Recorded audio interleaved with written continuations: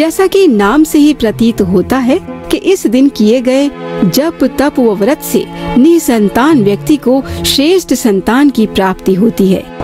भगवान कृष्ण के चरणों में प्रणाम करते हुए राजाधिराज महाराज धर्मराज युधिष्ठिर ने पूछा कि प्रभु, सावन महीने के एकादशी का महात्म्य बताइए।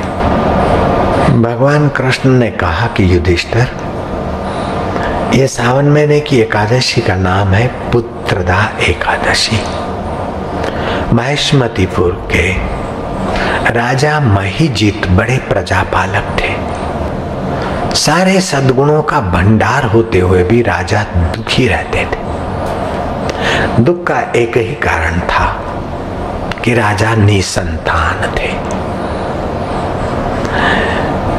राजा के शोक का कारण प्रजा को अखरता था। आखिर राजा से पूछ ही लिया प्रजा के कुछ अच्छे लोगों ने, राजन, आपने इस जन्म में तो कोई ऐसा जघन्य पाप नहीं किया जिससे आप ऐसे पीड़ित रहे। हमारे लिए कुछ करणीय हो तो आप बताइए। अच्छे लोगों ने कुछ और अच्छे लोगों को समझाया कि हमें वन में जाकर कोई उच्च कोटि के ऋषि मुनियों को रिझाना चाहिए और राजा को संतान प्राप्ति के लिए कोई खुला मार्ग कर देना चाहिए। वन में घूमते घामते लोमस ऋषि के आश्रम में पहुंच गए।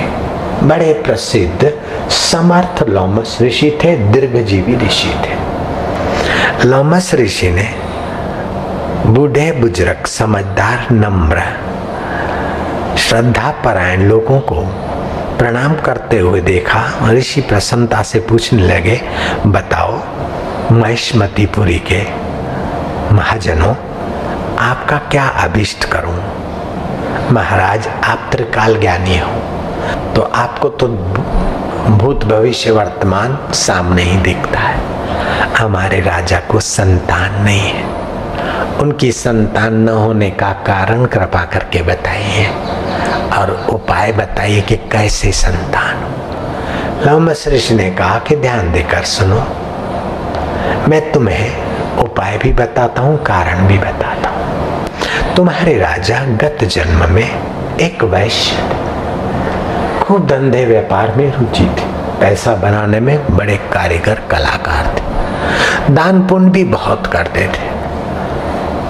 तो किया हुआ दान अनंत गुना होकर राजा की गद्दी तक पहुंचा दिया अगले जन्म के दान पुण्य ने। लेकिन एक बार इनसे बड़ी भारी गलती हो गई।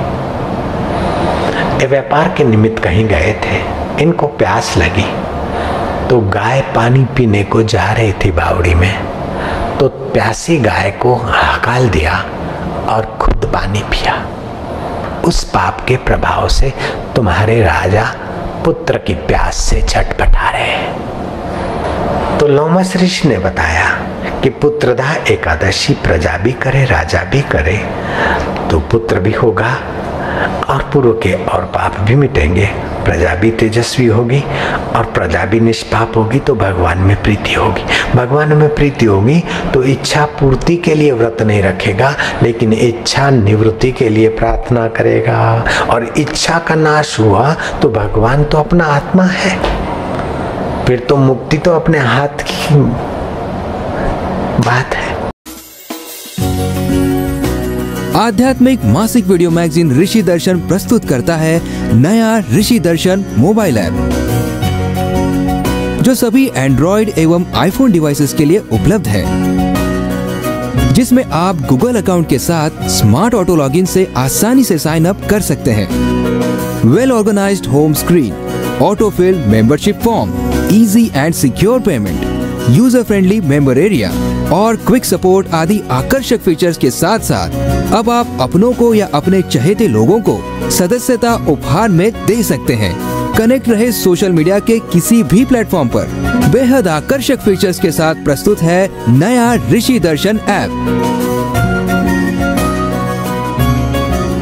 सभी के लिए 1 महीने बिल्कुल फ्री ऑफर के साथ